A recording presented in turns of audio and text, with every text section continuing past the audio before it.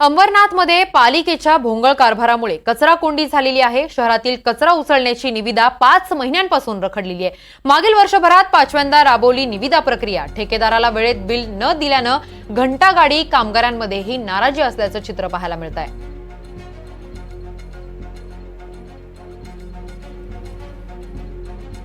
अंबरनाथ नगरपालिका एकीकडे विकासाच्या अंबरनाथ पॅटर्नची बॅनरबाजी करते, पण या पावसानं मात्र हा सगळा पॅटर्न धुवून टाकल्याचं चित्र अंबरनाथ शहरात पाहायला मिळत आहे।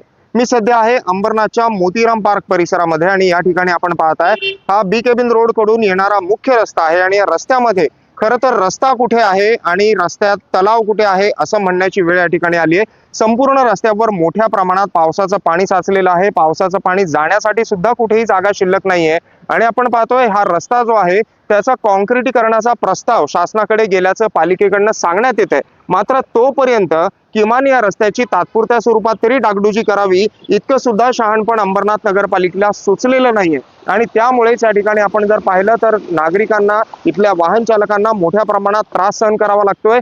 पादचाऱ्यांना तर इथून येणंच शक्य नाहीये, कारण मोठ्या प्रमाणात पाणी या ठिकाणी साचलेलं आहे। संपूर्ण ड्रेनेजचं पाणी जे आहे ते वाहत या ठिकाणी येतं, पावसाचं पाणी साचतं, बाजूला जो कचरा पडलेला आहे त्याच्यामध्ये सगळं पाणी जाऊन मिक्स होतं आणि अत्यंत दुर्गंधीयुक्त आणि घाणेरडं पाणी या ठिकाणी आहे। त्यामुळे पादचाऱ्यांना तर या ठिकाणाहून येणं शक्यच नाहीये।